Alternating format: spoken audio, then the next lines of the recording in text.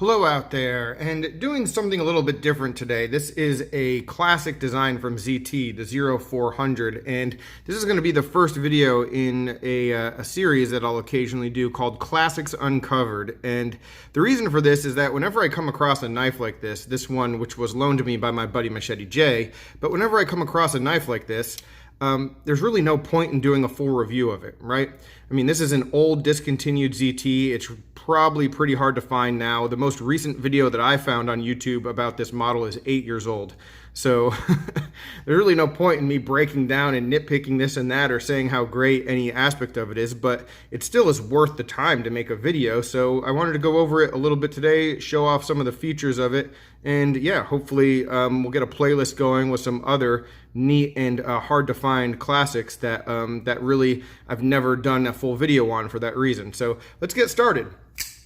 And this is a pretty sweet Ken Onion design from ZT. Like I said, this one came out probably around 10 years ago, the last video 8 years back, and it is a Tanto with a really aggressive kind of tactical feel. This is an S30V blade steel. There was a partially serrated version as well, but those are the only two versions of it that I saw.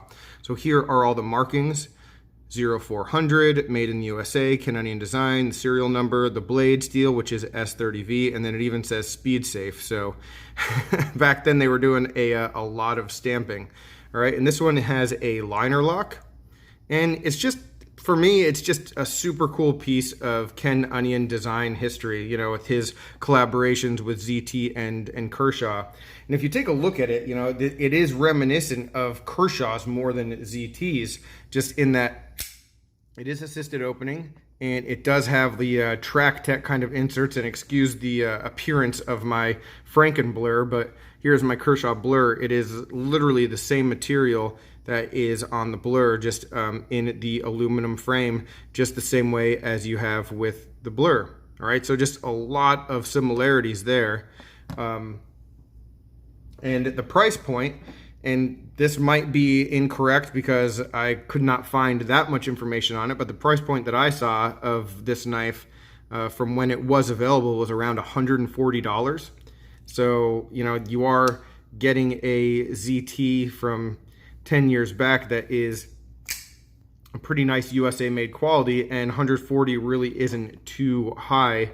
Maybe it was not that competitive in the marketplace when it came out, but who really knows, because there's really not much like it. For a size comparison, let's just take a look at a PM2, because what I really this size comparison tells you a little bit more about the PM2 actually than the ZT, because the handle length is almost exactly the same, but then you can just see the extra cutting edge length here that just talks about that blade to handle ratio that we've come to know on the PM2. All right, so this one, as far as being like an EDC knife, I haven't seen much of it. You know, and I know people who have collected old models from a bunch of different companies, and you just don't see this knife pop up that much on Instagram or in any of the feeds that I've really come to know. So I think maybe this one had more of like a tactical kind of application. It certainly looks that way. And I know that resharpening it for someone of my my lack of abilities, it would be a real bitch because of this curvature right here. But it just is a unique one, and it's a special one that I think, at least since I'm not that aware of it, and I try to be as aware of these old discontinued models as much as possible, I think that this one has definitely been one that's sort of been pushed aside and people have forgotten about. And it's super cool that a friend of mine, as close to me as Machete J, has one of these things and was willing to let me check it out. It's going to be hard to let go, but to be honest, I mean, this really isn't the kind of knife that I would EDC and use anyway. So, you know, I think it sort of just fits that curiosity of being a nostalgic thing and a neat piece of design and company history, but realistically, it's not one that that I would ever really get much use out of if it was mine. So yeah, really neat to have the opportunity to check this out. Let's take a look at the weight real quick before we just call it a day. So 5.1 ounces. It really doesn't feel heavy just because of the size of it, you know, and it is aluminum. So 5.1, that PM2, you know, 3.87. So yeah, Nothing too crazy there, but it is a cool little knife, and I'll give about 10 seconds of just close-ups in action, and then we will call it a day. All right, guys, so thanks very much for watching. Oh, here's the clip.